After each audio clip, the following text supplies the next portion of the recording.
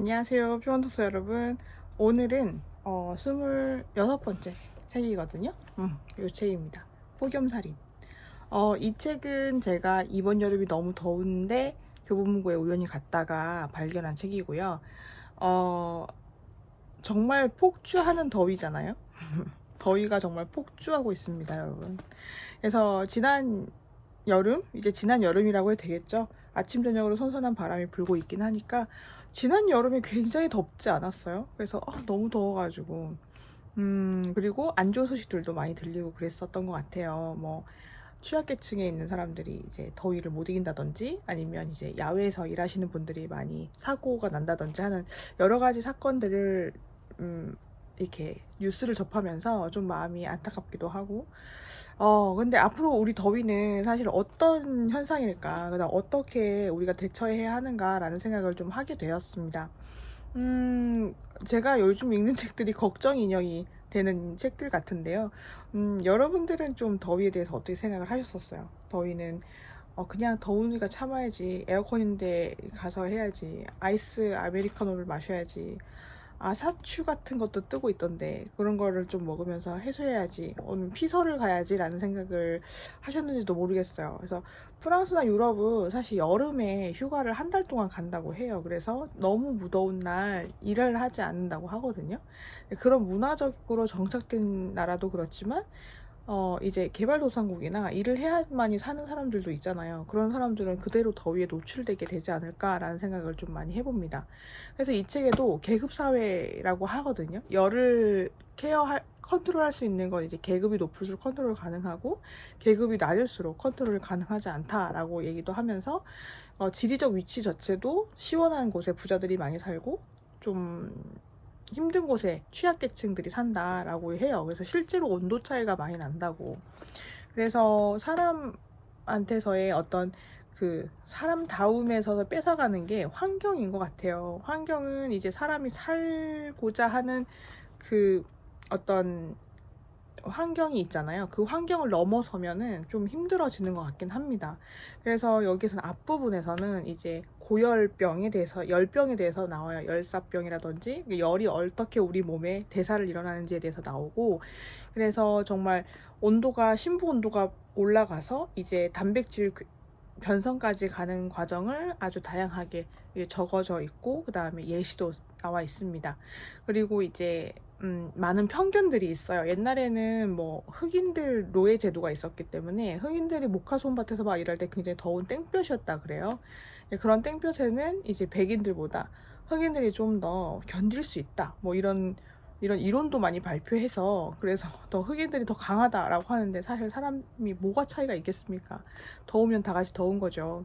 그래서 이렇게 억측이 됐을 수도 있는 거죠, 열에 대해서는. 그래서 야외 일을 하다 보면 열에 익숙해져서 난 괜찮아 이렇게 하실 수도 있지만 그렇지 않아요. 그리고 여기서 말하는 거는 한 그늘과 10분에 한두 시간마다 10분씩 쉬고 물을 마시면서 좀 체온 조절을 하는 걸 필요로 한다, 반드시 필요로 한다라고 합니다. 그리고 너무 태양이 셀 때는 커튼을 닫고 문을 닫아야지, 문을 열어가지고 온도를 낮출 수 없다고 해요. 야외 온도가 더 높기 때문에 그 실내 온도에 실내 공기를 차갑게 만드는 게 필요하다고 해요. 대부분 우리가 직관적으로는 너무 문을 막 활짝활짝 열잖아요. 저도 그런데 이 책을 보고, 그러면 열풍이 있을 때는 그러면 문을 닫아야 되나? 커튼까지 쳐야 되나? 이렇게 생각을 했습니다. 그래서 저희 이번 여름에는 블라인드를 내리고 커튼을 닫고 에어컨을 트기도 했거든요. 훨씬 더 에어컨의 그 절전 기능이 더 잘 되고 냉온 효과가 있었던 것 같아요. 약간 보온병 같이. 그래서 이런 것도 방법이겠구나 라는 생각을 하게 되었습니다. 그래서 이 책은 개인에서부터 시작해서 사회, 그 다음에 지구, 이렇게 단계적으로 쭉 나가서 설명을 하고 있고요. 어떻게 해서 이제 지구 온난화나 폭염이 생기면 어떻게 해서 이제 다른 기후 재난이 올 수 있는지에 대해서도 설명을 해놨어요. 그래서 읽어보시면 이럴 수 있겠구나 라고 하잖아요. 또 요새 난기류가 많아서 비행기 사고가 많다고 하잖아요.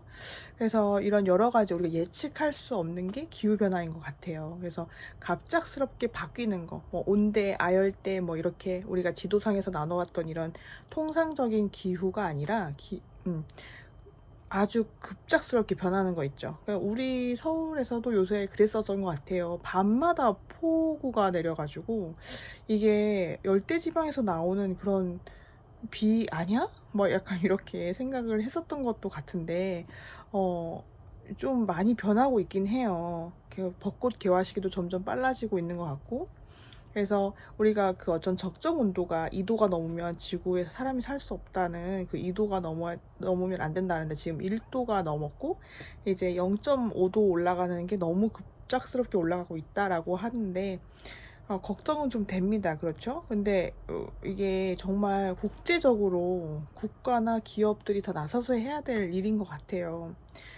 당장 우리가 에어컨을 끄고 살 수 없고 그 다음에 뭐 종이컵 같은 걸 안 쓸 수는 없잖아요. 근데 이제 그거만이 아니라 정말 궁극적인 대책이 필요하지 않을까? 개개인의 대책들은 좀 많이 좀 하시는 것 같아요. 근데 그 한 사람 한 사람의 그것도 물론 중요하겠지만 그 힘이 그렇게 크진 않은 것 같아요. 그래서 핸드폰도 재사용할 수 있었으면 좋겠고 우리가 찍는 이 영상들도 사실은 영상 업로드하고 내리면 이제 열이 엄청 많이 나온다고 해요. 그래서 그게 메모리를 해야 되니까 그 메모리 하는 데서 열을 많이 발생시켜서 쿨링 시스템을 많이 돌려야 된다고 하더라고요.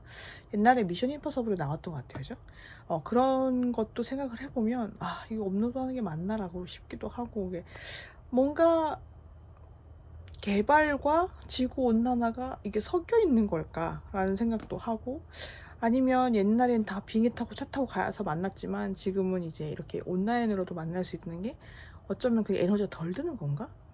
헷갈립니다. 너무 뭐 어떻게 설명을 할 수가 없어요. 복잡하게 됐어요.